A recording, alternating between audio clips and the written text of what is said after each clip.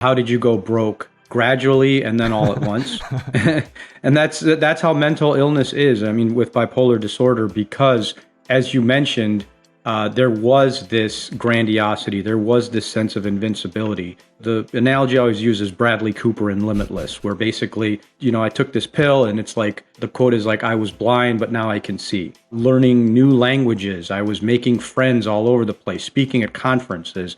And here I have this mere mortal telling me that, there's something wrong with me. Shelly and Nikhil, welcome to the show. Great to be here, Benoit. Thanks so much for having us. A lot of the big shining topics on your podcast, Shelly and Nikhil, is we need to disconnect and untether our worth from our education. During your company at GeoStar Chicago or other your career professional experiences, have you two actually noticed like a significant correlation between competency of your employees or the talent you come across with the level of schooling or the type of school they go to in terms of the prestige lens? I have not seen that within the company. I think, the most important thing for my employees is to make sure their mindset is healthy. And, when I first started the company, I don't want to go too much into it, but I very much came off a very traumatic experience where I wasn't healed from everything that happened to me personally with the marriage, with Nikhil's diagnosis and whatnot. And so when the company started, I was very much in a fight flight type of mode, a PTSD type of mode where had a fear-based mentality, and my reactions to everything were fear-based and knee-jerk reaction. And so I had to slowly really heal myself and get through that trauma and stress and start to really activate the parasympathetic nervous system versus the sympathetic nervous system. So that was a huge step for me. So when I started really being able to get a hold of the trauma and start being proactive in my thought process versus reactive to the voice of others, only then was I able to be an example to my employees. And so once I was an example, my energy started to, release from myself to, help the employees kind of flourish on their own. So to answer the first part of your question, Benoit, I think this dovetails with what you and I were talking about on our podcast, which is being part of the Asian American diaspora. There was just so much emphasis on the U.S. News and World Report ranking of the college you went to. That was like a proxy for your value, right? Growing up, it was always about getting the best SAT score, about going to the, having all the extracurriculars. And as we quickly found out, it's all BS, right? Because we have so many friends who went to the top schools. I mean, present company included.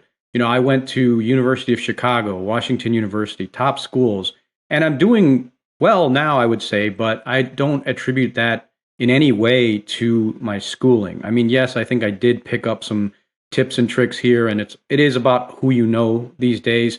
But really, this artificial value that I think a lot of our culture assigns to the pedigree that you have, and in terms of where your diploma says you went to school, I think it's all BS. So I would say that it's good to push your kids and it's good to push yourself to get that achievement. But, you shouldn't lose the forest for the trees and just chase after that top ranking, because at the end of the day, I mean, it's all about what you're contributing to society and how you're able to make the world a better place. I know that sounds very cheesy and kumbaya, but it's really something that I feel. I echo that because I went to school at University of Pennsylvania, and aside from the resume building component, it's actually the rigorous peers and the intellectual environment that I resonate with the most. Because you're dealing with everyone that's at least on your level or above. I was average, at least with the class or the cohort I was in. And I was challenged for the first time. I was like, holy crap, this is why where you go to school matters, not just the name and the prestige, it's the environment. And Yep. I'm tying that into the bread and butter of both of your mission statements, Untether Your Life.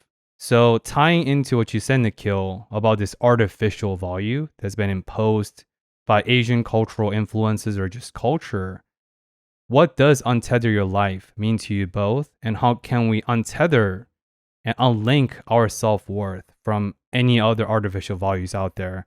Not just prestige, but mental health, everything in between. So For me, untether your life really means a couple of things. First of all, finding your soul purpose and your mission in life. But how do we do that? The only way really to do that is to start looking within ourselves, to start figuring out what makes us truly happy in this world, to push out the outside noise and the negative forces and the negative energy that come into our lives, because that is just the way the world works. So, I created myself this bubble, a bubble of personal space that nobody pretty much can infiltrate or enter without my permission. And that to me is my sacred bubble where I'm able to go within myself, go well beyond my ego, and start searching for my soul purpose of what I really want to do in this life.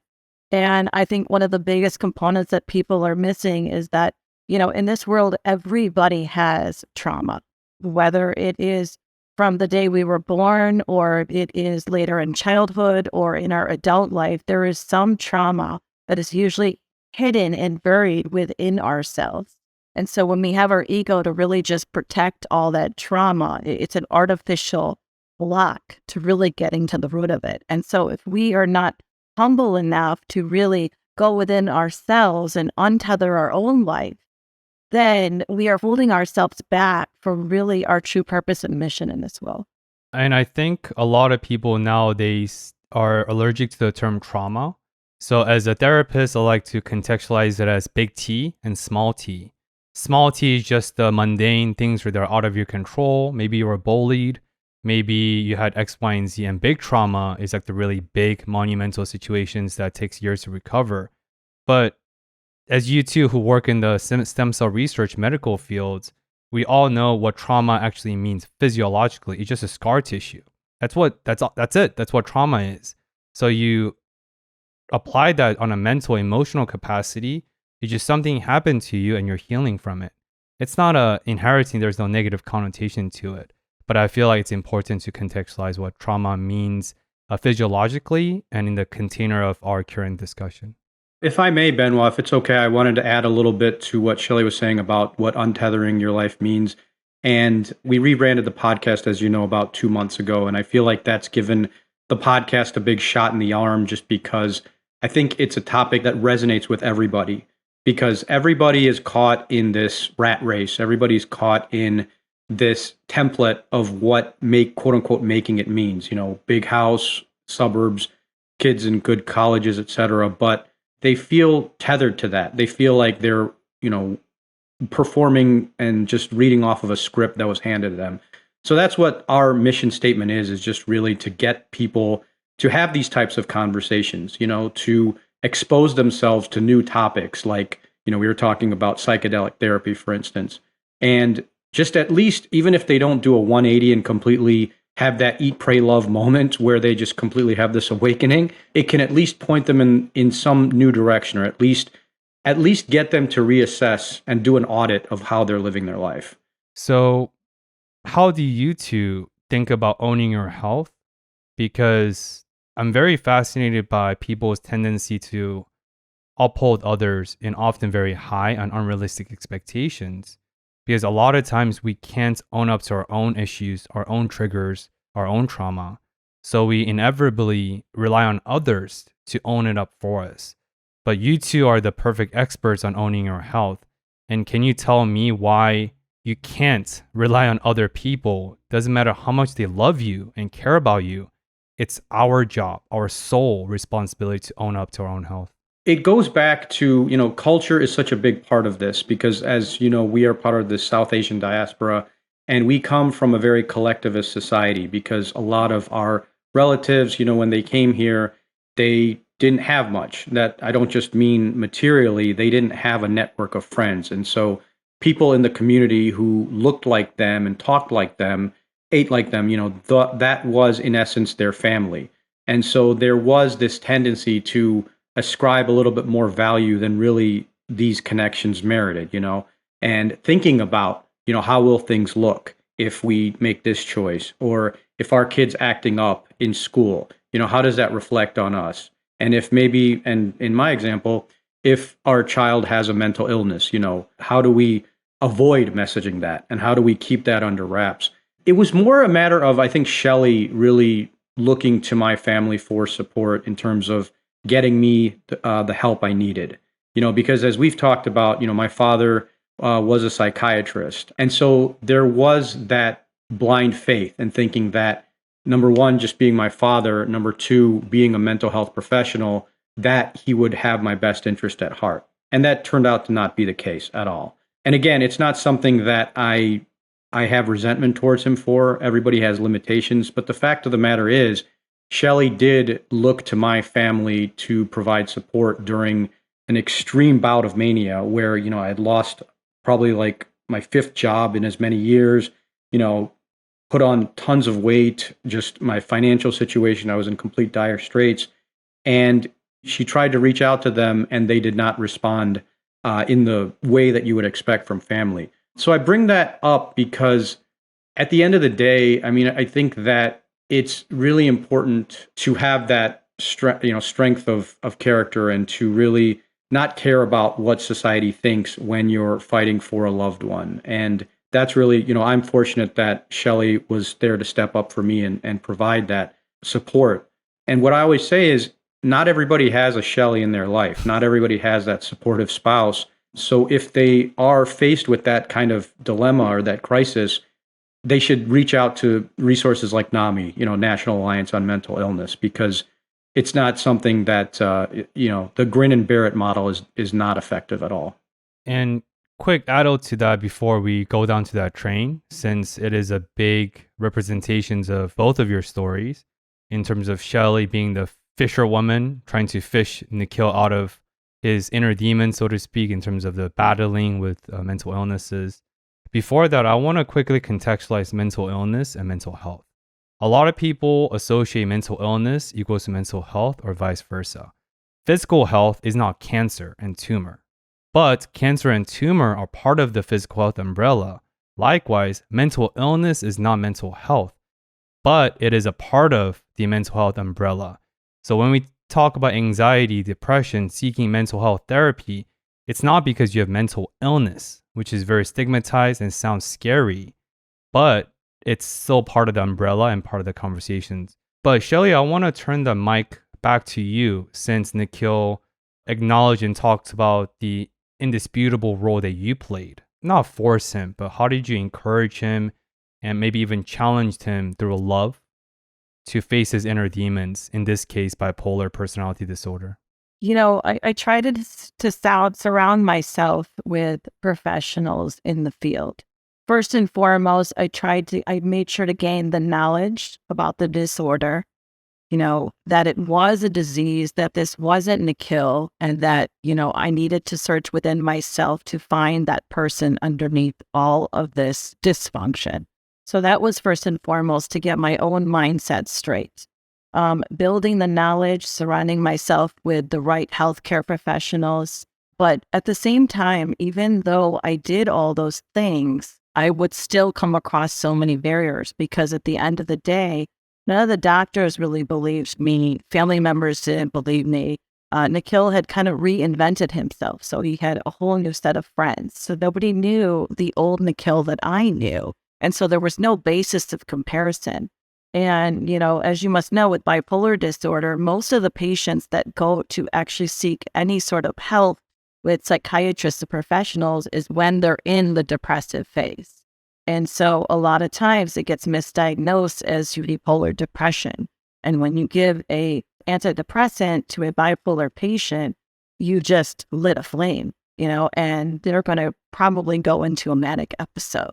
So the nightmare continued, and I had so much anxiety in knowing that this nightmare was going to continue if I did not convince or talk to the right people and give the right symptoms, not diagnose him, because I'm not a clinician and I can't diagnose, but actually give a full 360-degree picture rather than the 180-degree picture that a lot of the therapists might get or a lot of the psychiatrists might get from him only. So, I kind of took that responsibility of partially owning his health in that regard, because he was incapacitated or not able to actually give the full picture. But really, at the end of the day, yes, I helped save his life, but really it was his conviction and his determination and mindset that made him achieve what he did, that made him helped him heal. Nikhil, do you remember the moment where you had to, because it sounds like you didn't have a choice. This was, you're already far past the point of no return, so to speak. Can you recall the visceral moments that you had to really pause and think and really receive Shelly's feedback? And I'm guessing her far cry for help, because I'm sure I can't even imagine the underlying pain that both of you went through. Because a lot of times when you're in this manic state, you feel invincible, you're like God, you feel more impulsive. A lot of people engage in promiscuous or like binge eating, binge shopping, yada, yada, yada. So there's a lot of a direct trauma and secondary trauma. But for you, Nikhil, as the main character of this story arc, can you recall that moment when you really had to like, holy crap, I need to do something about this? Yeah, absolutely. And it's attributed to Ernest Hemingway. And the question is, how did you go broke? Gradually and then all at once. And that's how mental illness is. I mean, with bipolar disorder, because as you mentioned, there was this grandiosity, there was this sense of invincibility. The analogy I always use is Bradley Cooper in Limitless, where basically, I took this pill and it's like, the quote is like, I was blind, but now I can see. Learning new languages, I was making friends all over the place, speaking at conferences. And here I have this mere mortal telling me that, there's something wrong with me. You're the one who has the issue. So it took a long time because, again, I always say, like, I was looking through the looking glass and I had this funhouse mirror view of reality where, I'm getting written up at work. I'm getting into arguments with people. But as they say, like, chinks started to appear in the armor where, I lost my job. My health kept declining. Credit card companies were calling me. It's just like basically because I hadn't paid bills in months. I was getting kicked out of my apartment. And Shelly had been forging an alliance, is what I called it, with my parents to try to get them to get me to get help. And it just pissed me off because I felt like it was this big conspiracy against me. And one day she basically, as I was talking to her, she kind of told me that the alliance had frayed a little bit. They had basically said to her, just stop barking up that tree. This guy is a lost cause. The word my father used was he's a sociopath.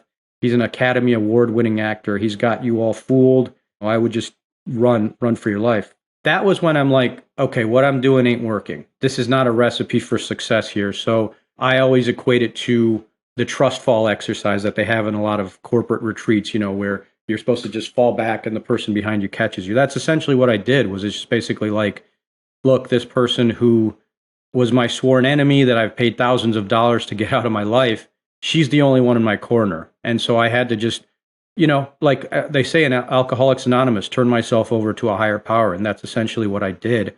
And I would just say that there is a lot of power in surrender because it's something that we tend to operate, especially in this capitalist society, we tend to operate in this do mode.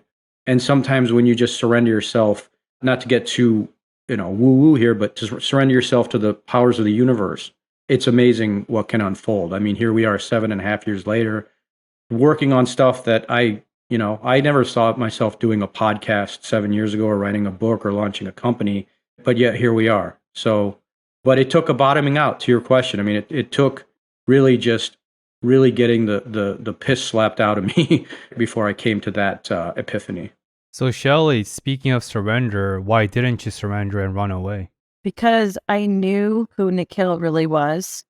I knew deep down his true, authentic self.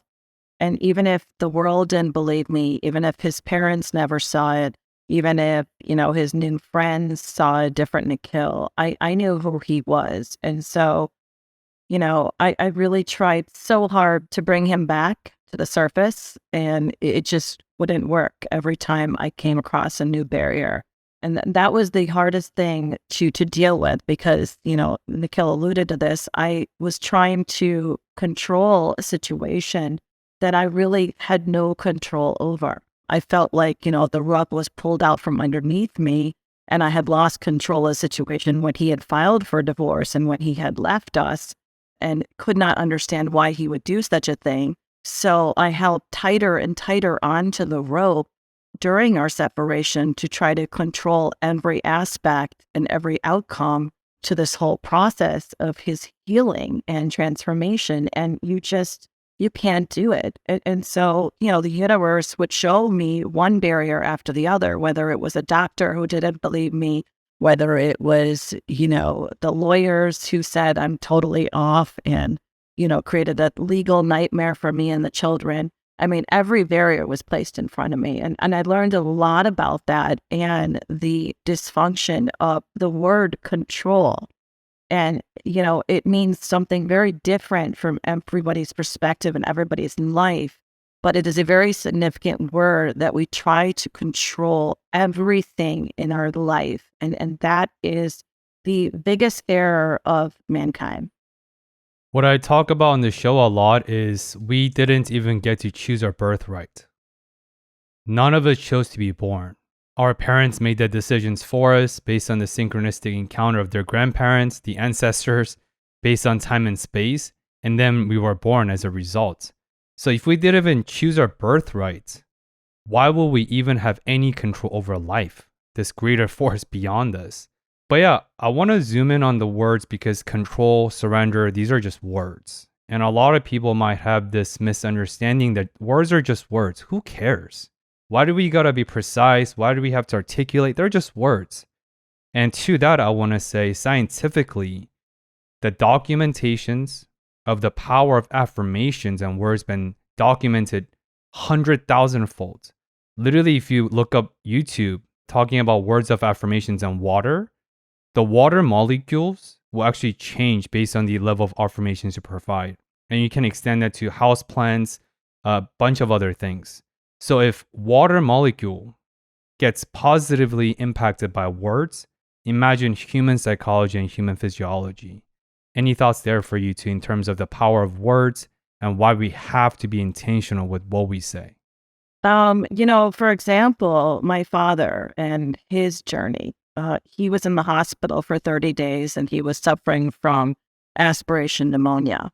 And, when I was present there and trying to help my mother was in the mode of, she's a doctor herself, so she understood medicine and the ramifications of having aspiration pneumonia and what it could really do to him physically. So she was very much in her scientific mode of thought, which is understandable. But I came from a very different perspective. I came from okay, I understand some of the science, obviously not to the extent of my mother, but I'll learn as much as I can from her to try to understand that side. But I came from a energy standpoint. I came from it is so important for my father to have within himself this will to live. So if I can create an atmosphere, an energy, and surround him with those types of words, affirmations, you talk about affirmations. I created a customized meditation for him. So back in November when I had seen him, I asked him, Dad, what is your life purpose? What is your journey? What do you want to do with the remaining time you have on this earth? And he walked me through this incredible journey. I don't know if you knew, my father was a surgeon. He was a doctor himself. And he told me, ultimately he wants to go help the poor in India with medical treatments free of charge. And so that was what he had taught me in those moments of the importance of giving to human life without wanting or needing something in return. So I took that whole journey that he had described to me, going through the mountains in Nepal and, going through India and just having this full adventure, and created a meditation for him. And was insistent that every day, every night, that especially the times when I wasn't there, that this meditation was playing. So those affirmations were continuously going through his mind, even if he was in a, delta phase or sleeping or whatever it may be, and he was receiving those ideas. And, to this day, I really feel like it helped. It helped tremendously because after the 30 days that he was in the hospital, all the doctors said, it's gloom and doom, and doctors would come in there and their know-how, and immediately have no regard for the family or for what anyone was dealing with and just make blanket statements that he's dead. That's it. There's no help. And even do this in front of the patient. And so every time I was there, I would tell the doctors or the nurses, you have anything to talk about, do it outside the ring. So I feel like people really don't understand that words can really penetrate to the person and the individual and create a self-fulfilling prophecy. I want to make a weird connection and I want to see if it lands. But then I do want to go back to the pain teachers with both of you too. But my brain just went somewhere where, in terms of stem cell research, because I feel like the underlying thesis of what you said, Shelly, is sustainment of life versus the quality of life, right? And a lot of the medicine grapple with that debate timelessly is what's more important, sustaining your patient's life at what cost, or prioritizing the quality of that person's life with the legacy they want to impart, especially with family presence and the memories, because stories are not just stories. Stories are visceral representative and reflections of the lived experiences. And the memory of your father will be long carried by both of you. But yeah, what do you think about that? And I know this is a scattered question, but can you tie that into the stem cell research? Because I know stem cell is the regenerative practice, and I feel like stem cell is what the medicine or the medical field banking on to really sustain one's life. So stem cells, they can help alleviate a lot of symptoms of several degenerative types of conditions. And that includes lung disorders, that includes pneumonia, that includes, all sorts of conditions. And what happens with our bodies, if I can just step back a little bit, is that, when we are stressed out mentally and emotionally, we release high levels of cortisol. And the high levels of cortisol actually lead to a release of cytokine chemicals within our body. And cytokines chemicals are the basis of inflammation throughout the whole body. And so when this inflammation occurs, that is what leads to a lot of these degenerative conditions, whether it is arthritis, autoimmune diseases, neuropathy, you name it. And so when genetics plays a role, because genetics always plays somewhat of a role in what diseases happen, it's also, our stress management and how we alleviate that stress and our mental well-being that really ties in our mental health to our physical health. And so a lot of times we use stem cell therapy in that regard to help bring down that inflammation in the body that is caused by the cytokine storms. If I could add to that, I think that you make a great distinction there, Benoit, between sustaining life and having a good quality of life. And I think that, not to go on a soapbox here, but that's really the crisis of our healthcare system, is that it's more of a caretaker approach where it's just about, how long can we just prolong people's lives rather than really truly getting them healthy. The saying is there's a pill for every ill, but there's an ill after every pill. And if you think about that, that's what is so problematic about the pharmaceutical industry, is just that, don't get me wrong. Obviously we do need these medications for a lot of these ailments, but there is this knee-jerk reaction that a lot of doctors, bless their souls, but a lot of them just sort of have this knee-jerk reaction. Oh, you're having stomach issues. Let's put you on Protonix. Or, oh, you're having your high blood pressure, Lacertin, whatever it is. And it, as this is not the panacea that a lot of these drug companies would have you believe. Same with surgery. Is just that there's such, pardon the pun, but there is a knee-jerk reaction whenever there's some type of orthopedic disorder. Oh, let's do a knee replacement. Let's do a hip replacement. And they don't even care, that the patient is going to have sometimes a lower quality of life afterwards, because there's just years of reconstructive surgeries. There's all kinds of physical therapy. We have a patient, I'm not going to say his name, but he was actually the former president of NBC Universal. He was the guy behind Must See TV in the 90s, Seinfeld and Friends. And he had been one of our patients. And he had knee surgery. He had knee replacement on one knee, so we couldn't do stem cells on that knee. But on the other knee, And I'm not kidding, Benoit. Literally, like, he was back to playing tennis, he was kayaking. And it's just such a shame, that this healthcare system, because of vested interests, that they don't embrace stem cell therapy more wholeheartedly. Because again, drug companies, the saying is, it's not about drug companies don't want to get people better, they want to sell people more drugs. And stem cell therapy kind of flies in the face of that because it's all natural. It's using your own internal healing capabilities. And there is a way to commercialize it, but it flies in the face of the traditional, assembly line model of the drug industry. So It's not health care, it's sick care. And that's the fundamental problem with our healthcare system. And, living in that hospital basically for a month, I saw such a broken healthcare system. It was an absolute travesty, all the way from a lack of understanding of the mental component of what happens when a family member is this ill. Doctors bombarding us for the fact that they need to have a consultation so they can bill Medicare.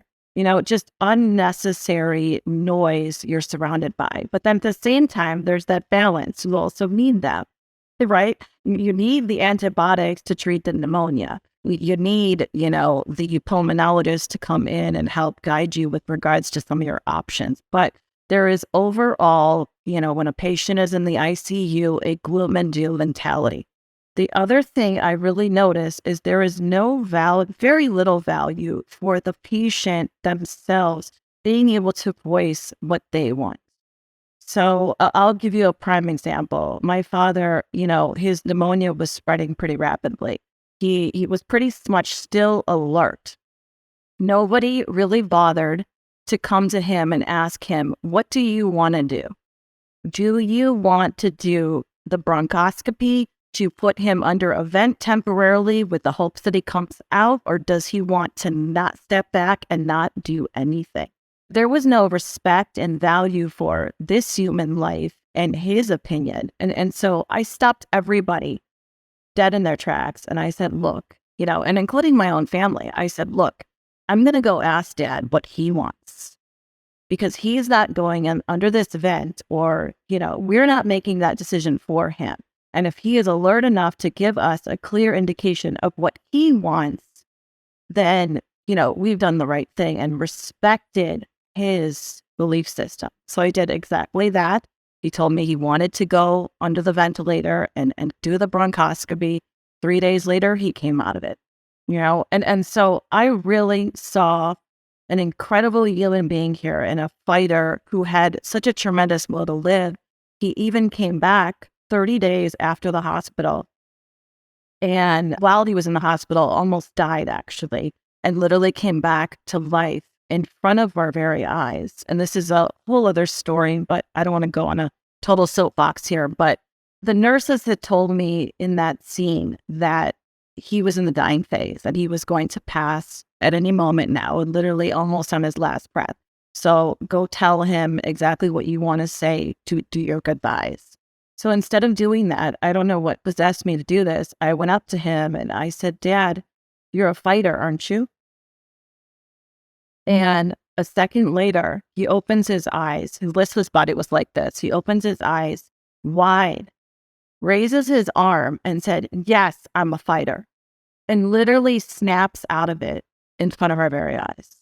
Power of affirmations and Power of affirmation and the power of the word is just so dismissed in the healthcare system. There has to be a balance between mental health and the power of the word, as well as the traditional medicine that we need out there. It cannot be one or the other.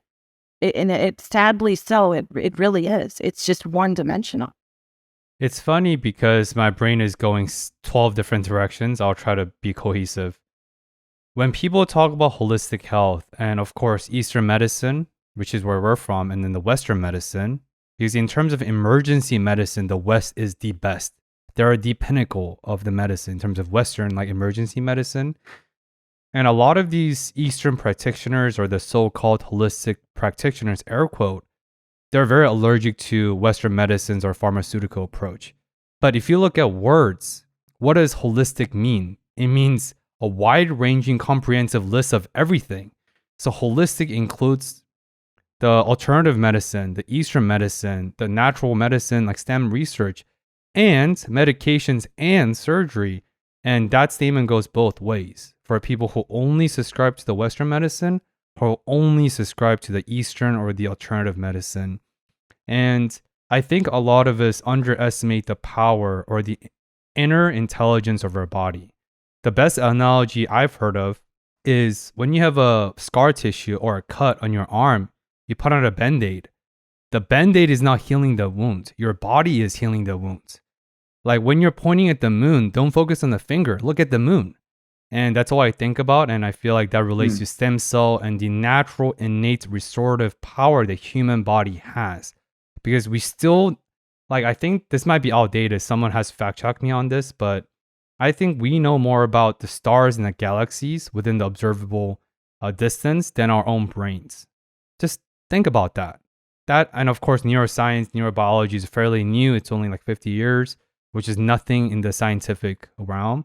But I just want to put this on a messaging board that whether it's holistic medicines or not, we need to always emphasize and think about the inner intelligence that our bodies innately have, because the ancient wisdom is within us. We just need to really cultivate it a little bit further.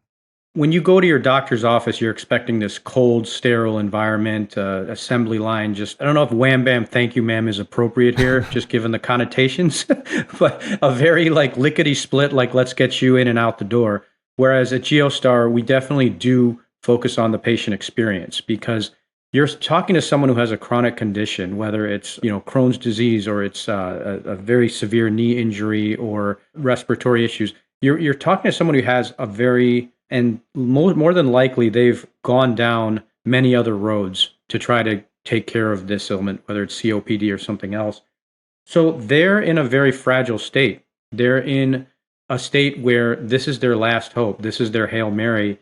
And it's really important to put them in a relaxed state where they feel at peace and they feel comfortable and they feel that they're in a place where people want them to succeed, where they want the outcome of this to be a successful one. And so I'm just bringing that up because, to Shelly's point, I mean, I think that is something that needs to be stressed too, is just, it's not about getting the right medications. It's not about getting the right surgeries, or even with therapy, it's not about having the quote unquote right therapist. It's also about just the environment that you're surrounding yourself with. And this ties back to mental health, Benoit, because that I think was one of the most pivotal pieces of my recovery, was the supportive environment that I had. Because yes, the medication was there. I had ECT treatments. I had, I was going to therapy regularly. But if I came back to a toxic environment where I was having to listen to, whether it's my mother or some auntie in the community talking about what a screw up I was, you think that recovery would have been successful? No. So I think that that's something that we need to highlight, is just that human connection into the healing capabilities of our internal systems. According to the longest longitudinal research on happiness by Harvard Medical School, I just read that one of the two most contributing factors that influence happiness over lifespan, one is nutrition and sleep, which is health, and the second is the meaningful cultivated relationships. And I think what you just said, Nikhil, is highlighted of that, right? So I just want to put down a messaging board. And I think it's fitting to go back to the question that I tabled earlier about the pain teachers in terms of both of your journeys, because it's extremely intricate and interconnected. And without Shelly, that wouldn't be you, Nikhil. But without Nikhil, you showing up as the authentic self that Shelly fell in love with, that wouldn't be Shelly. So I think it's bidirectional. The saying, what doesn't kill you makes you stronger, I feel like applies to you both a little bit too well, to be honest. But this is a vast question, and I would love for you to take where you feel called to. What did the pain teacher teach you? And or what did the pain teacher say that you two still carry to this day? The pain teacher taught me so many different lessons. When I was younger, I was very much a pleaser. That was my personality. And, I wanted to please my husband. I wanted to cook dinner for him every night. I wanted to be the best mother I could be. And that came with a set of societal rules of how we must behave, how we must raise our children, how I must cater to my husband's needs.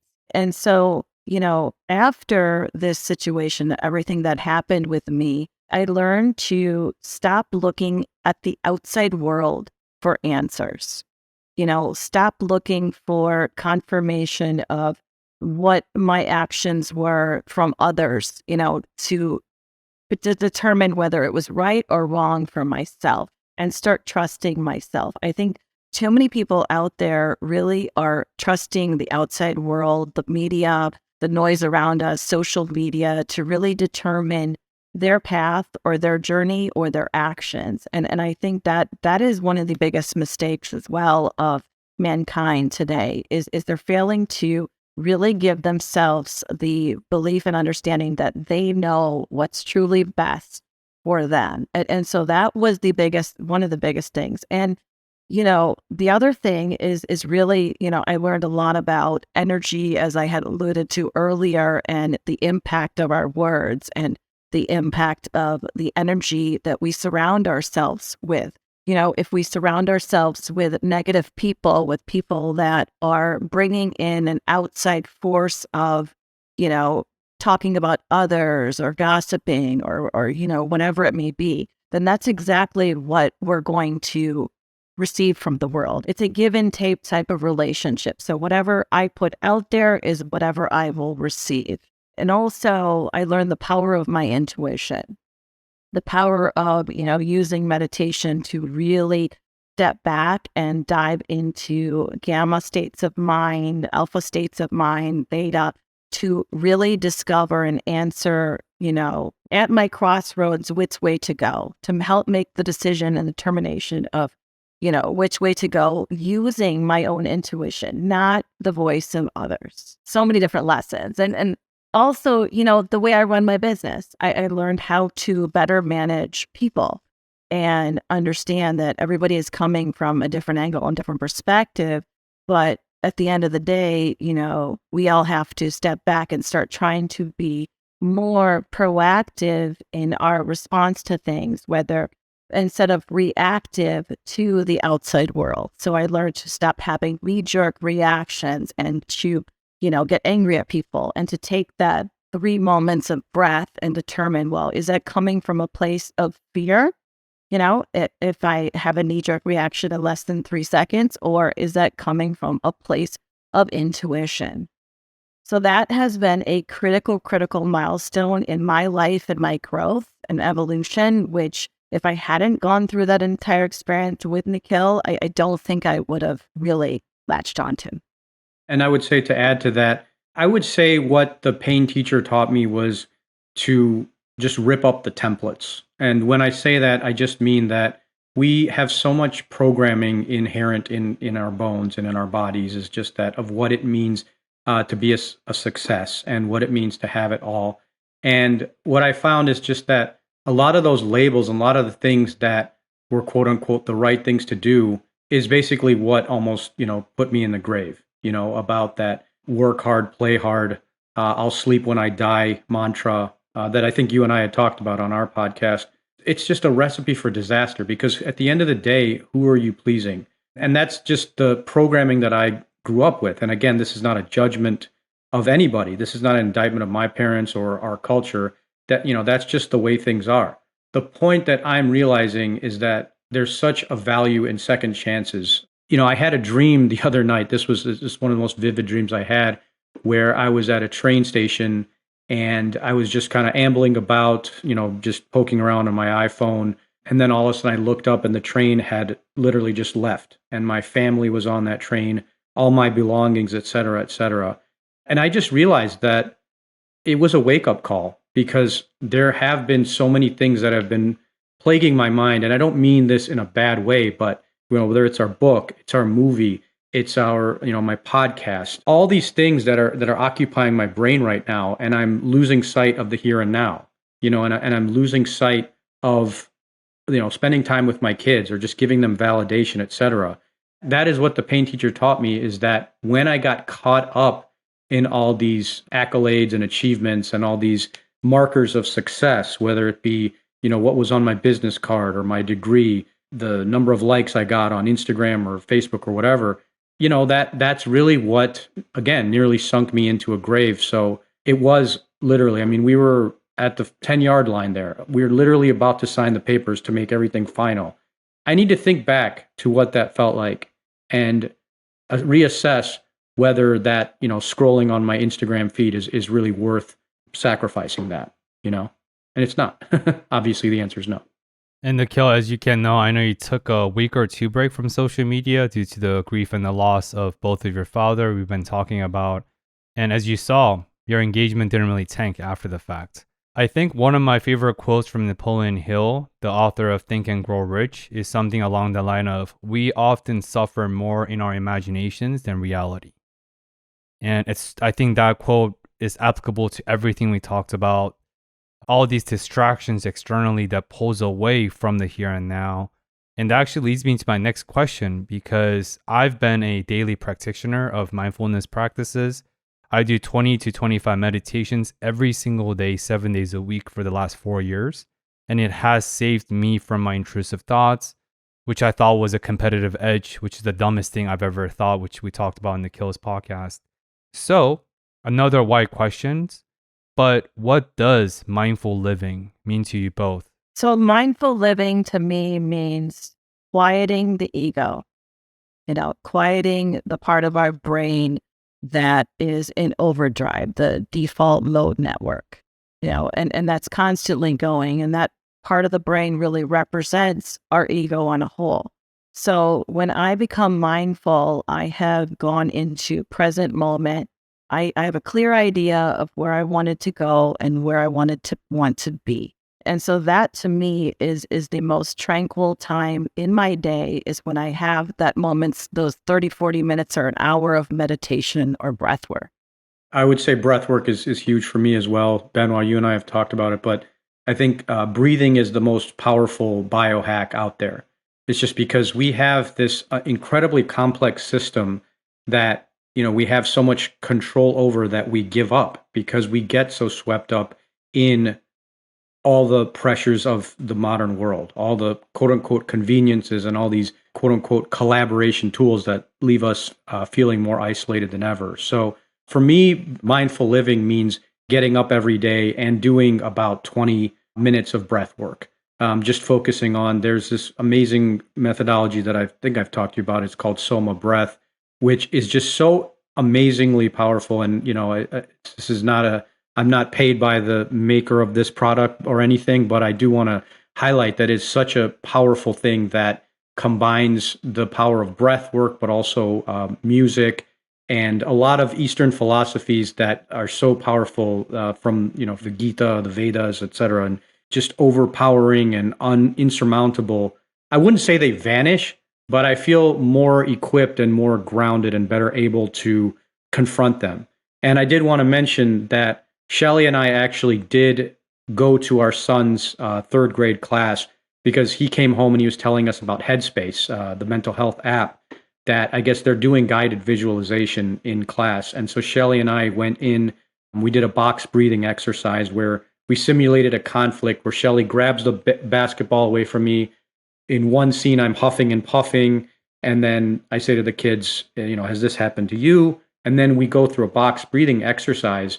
And again, I'm not saying like it's curing the problems overnight, but the kids actually did say afterwards that they felt a lot more calm and more at ease. And so what I always say is, like, if we can get kids more receptive to this stuff now, and if we can take a more preventative approach, as they say, an ounce of prevention is worth a pound of cure. If we can get them thinking about mental health, as an ongoing thing and a lifestyle, rather than going through the Nikhil school of mental health, which is, crash and burn, and then have to check yourself into a mental hospital. I mean, I definitely think I would go with column A in terms of the most effective approach to managing these problems. Andrew Huberman, the Stanford neuroscientist, he has an amazing podcast. Yeah, he's brilliant. He just published a very comprehensive meta-analysis comparing the efficacy, which is effectiveness of breath work and meditation in terms of symptom reductions for anxiety. And the outcome just came out is breath work. Of course, 4x4 box breathing is like the most rudimentary basic, like beginners 101, which is a great place to start. But the level is deep for meditations and breath work. Just like not all therapists are the same, not all doctors are the same. And so I want to say that because people have the tendency to very black and white, A or B, it's and. But according to that meta-analysis, it came down to that breath work is actually a lot more efficacious than meditation in terms of reducing anxiety. And what that just simply means is you're calming down your nervous system. So you're not in this FFF, fight or freeze mode. And you can actually recognize the self, your situations from a more bird's eye view. And that is a superpower. So I can't even imagine those third graders, if they were to perpetuate their practice over time, when they become my age, 30, or your age down the road. Imagine the level of clarity and the level of focus, because TikTok and other technological front end has destroyed our attention span. My biggest competitive edge, not from a comparison standpoint, against Gen Z is that my ability to prolong my focus, to engage in in-depth conversations like this, or being able to work in front of my laptop for 6 to 8 hours with no interruptions. I'm not thinking about anything else. There's no distractive thoughts. There's no internal chatter. Like the radio analogy Nikhil and I talked about per Mind Valley's analogies during our conversations. I'm just right now for this an hour plus of a time, I haven't had a single distractive thoughts. I'm 100% here in the now. And that ability has to be cultivated. I'm sure a lot of introverted folks with introversions, they have less chatters compared to like thinkers, feelers, spectrums. Everyone's different. At the same time, I really do feel like mindfulness practice is a superpower that everyone can cultivate. Literally everyone. And it's free. 100%. And there was actually a study done by Dr. Jeff Tarrant on breathwork and its impact on the brain. So he did a lot of studies and measured the EEGs and brain waves of what happens in the brain during this whole breathwork process. And they did a study with Selma Breath, as Nikhil had mentioned, that we love and follow on a daily basis. And it really talks about how, the alpha and theta waves are lowered, but at the same time, during the breath work, the gamma waves are maintained. And gamma, as you know, is the highest frequency of our minds. And so what happens in that default mode network, the part of our brain that controls our ego, that controls our sense of self and the sense of identity, gets shut off during this breathwork process. And so we're going beyond the ego into a deeper sense of the present moment, and it can help anxiety. And so they say a lot of these mental illnesses like anxiety or depression and bipolar disorder are caused by a lot of times the default mode network is in absolute overdrive. So if we can control that network within our brains and activate, our frontal lobes, which controls the executive functioning of our minds, we can help ADHD patients. We can help. It goes really across the board. And it's an incredible study that I was truly fascinated by, wanted to learn. Yeah, like the Maslow's hierarchy, right? Abraham Maslow, amazing psychologist. I know that his Maslow's hierarchy of needs has been disputed because the whole thing is actually a sign of privilege. A lot of his self-actualizations, not just the pinnacle. Because I just had a conversation on the show with a cognitive psychologist, and she talks about the pinnacle of the triangle is self-transcendence. And that's above self-actualization? That's the highest. It came out towards the last few years of Abraham's career / lifespan. And I've been talking a lot of psychedelics in the podcast. That's like the chapters of life I'm in. So I'm not going to go into that. However, one of the few natural ways to achieve alternative or transpersonal psychological states, in this case, self-transcendence, is breathwork or sauna or fasting. A lot of these timeless practices that have been practiced by the East, indigenous cultures, etc. So, of course, it's not as potent as psychedelics because that's like a rocket ship. that forcibly put you in that state. But like what Nikhil and Shelly just talked about, the implications and the power of breath work, for the amount of minimum input it requires, the output is disproportionately large. It's literally a no-brainer. Like if I were to ask you, if you can partake in something that requires 2% of your effort, that directly and dramatically increase the 98% of your functionality and the quality of life, would you do it? You don't have to be mathematically inclined or quantitative. 2% and 98, that's very straightforward. Pretty good ROI there. Yeah, great return on investment. So I just want to put down on the messaging board that whether it's mental health, physical health, emotional health, whatever container, it's all holistic health. And if you have these evidence-backed and also anecdotally documented toolkit that's free, why don't you want to at least try it out? If it doesn't work, cool, try something else. But we live in this era of information overload. And of course, that's a lot of distractions. At the same time, utilize the information and put that into application, because I think application is power, not knowledge. And you made a good point, Benoit. It's just that when we talk to a lot of people who are very mainstream medicine focused, and they always say, well, my doctor told me this or XYZ. And, with breath work, it gets poo-pooed, and meditation, it just seems too woo-woo and out there. And what I always hear from people is, so where are the clinical trials? Where are the studies? I mean, breath work, like Shelly was saying, the founder of Soma Breath, like their science is being studied by researchers at the University of Cambridge right now. And this stuff is literally like, to your point, I mean, it can induce these states of mental transformation that you can't access unless you're taking like some really powerful drugs. That's what I find, like it's this hidden gem that I'm hoping more people will get on board with. I think there was this positioning of yoga as this, military industrial complex of people who are getting together and contorting their bodies like pretzels.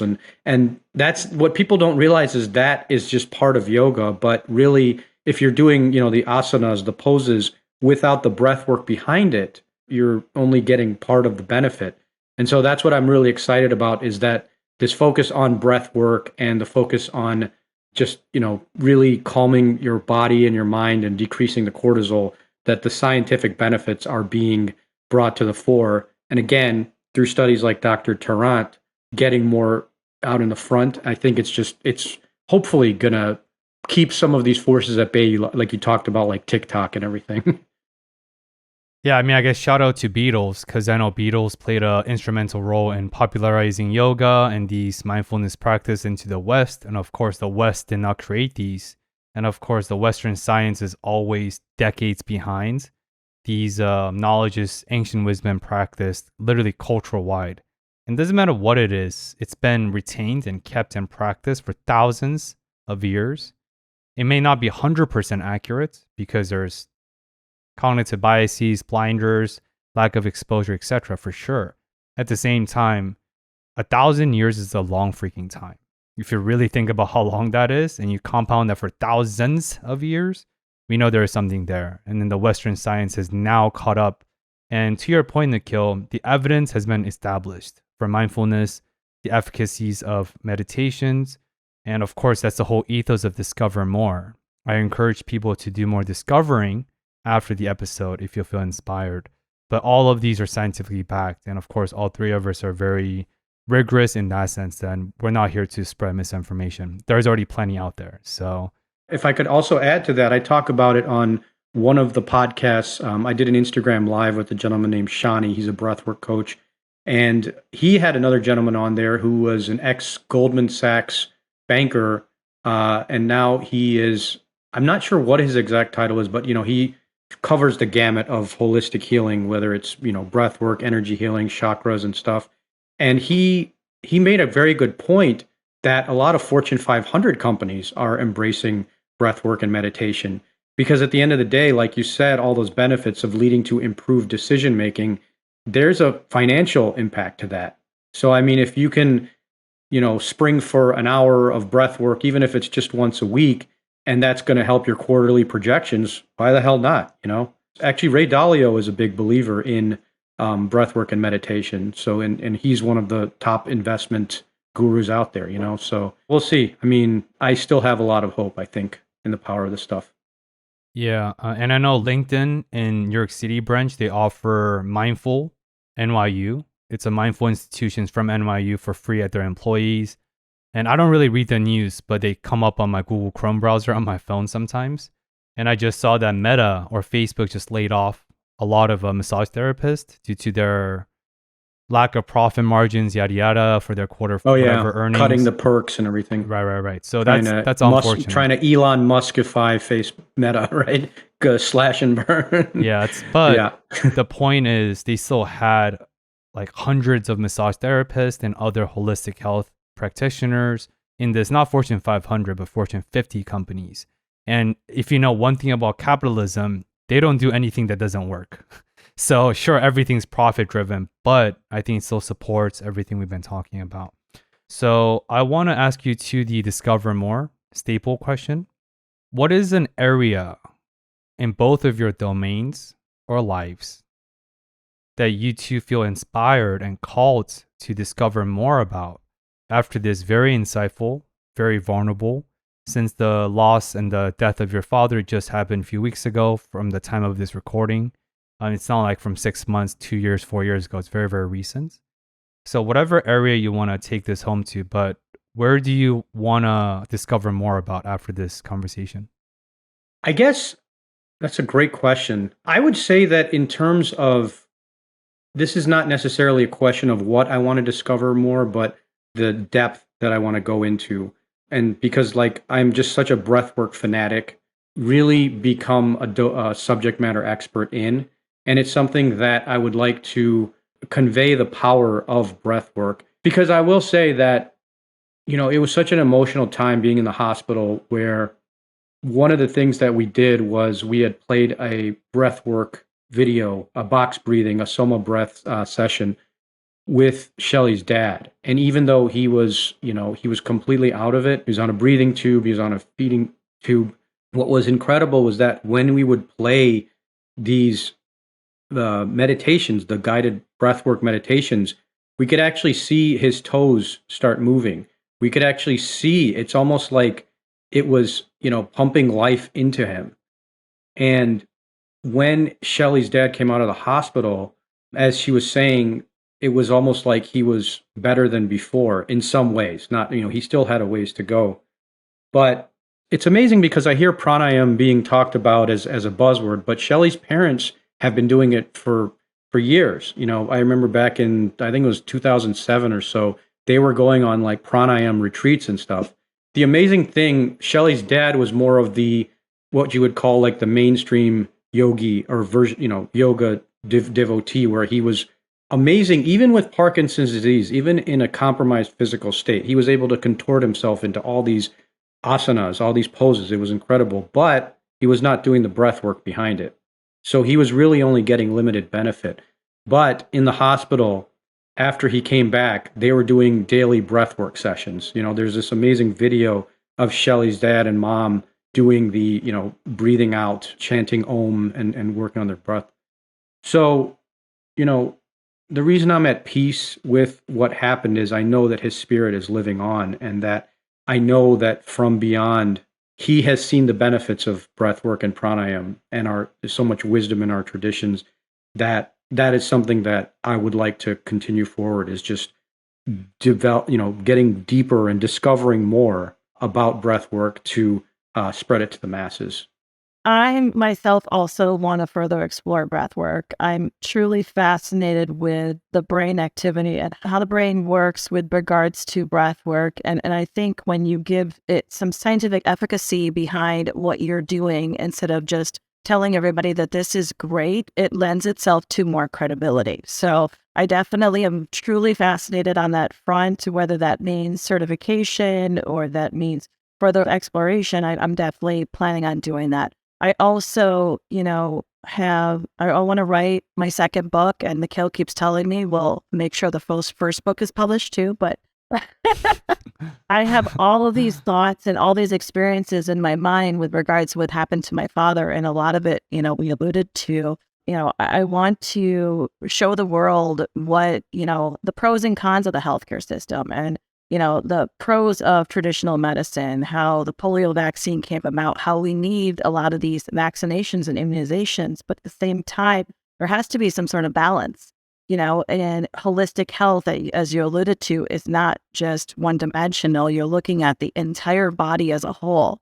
Because I saw this traditional surgeon trained in traditional medicine with, the ego of a surgeon, of course, soft-hearted and kind-hearted inside, but the ego of a surgeon who was opening his mind and his heart to the mind-body connection and listening to me and trying the breath work and realizing the added benefits of the breath work. And I saw the visible improvements slowly but surely through him with, even small little things where we would put a diaphragmatic beat on.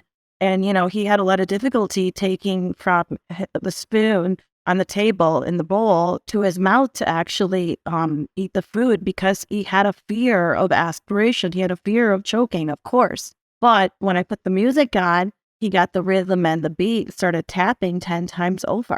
So it was the power of the fear within him of the choking, and it was not necessarily the Parkinson's disease or the lack of inability to move.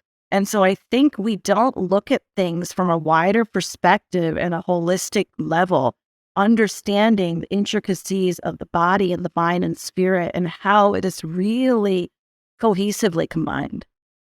Speaking of cohesive minds, this is a perfect full circle with us talking about Body Keeps the Score, which is the book you're reading right now, Shelly. And we're also closing this chapter of our conversations with Body Does Indeed Keep the Score. And everything and anything that happens to you, your body is the best accountant. And it will remember because every car has a mileage and the mileage runs out eventually. And we're not cars or robots. With that being said, this is where I roll out the red carpet for you, Nikhil and Shelly. For those who are the seekers of curiosity, the seekers of mental health insights, for those independent thinkers that are tuning in week after week, if they're intrigued and they're curious about what else that you two have to offer about your company, Geostar, the multi-platform company of Untether Your Life, where can people connect with you two further if they feel called to? Yeah, so there's a couple sites. The first one would be the Untether Your Life podcast is part of the broader platform, which is what we call the Shelly story. And so that would be encompassing the book, the movie, a lot of blog content that Shelly has put out. So that is just at shellysood.com. So that's SHELLYSOOD.com, shellysood.com. And then our podcast is Untether Your Life, as you mentioned. And so that is unthetheryourlife.co. And then we also obviously have the stem cell therapy company, which is Geostar Chicago. So that is GIOSTAR Chicago, geostarchicago.com. And then we're also on all the social networks, Instagram, Facebook, Twitter, and LinkedIn. Yeah, I appreciate both of your times and the thoughtful responses to my questions and for all the insights and experiences you two have brought, because I really believe that it's not always for ours to keep, but ours to share. And I feel like your second book, your first book, the movie, the blog, the podcast are just many ways and avenues for you to do that. But yeah, thank you for being on the show today. Thank you, Benoit. This was great. Thank you so much. For all the listeners, if you have made it till this end, once again, I really appreciate you. I extend deep gratitude for you catching on the train of Discover More week after week. And if you're watching this on YouTube, I want to ask you to recommend this episode with one friend. That's how you encourage the platform to grow and for me to continue to fish out and invite fascinating and authentic people with integrity, but also great insights to share more about their lives, their stories, and their pain teachers. Because often the most gratifying lessons come from the deepest pains if you're willing to move through that discomfort. And as always, I will include both of their information in the show notes below. And as always, thank you for listening and hope to see you again in the next week's train of Discover More. Thank you for tuning in.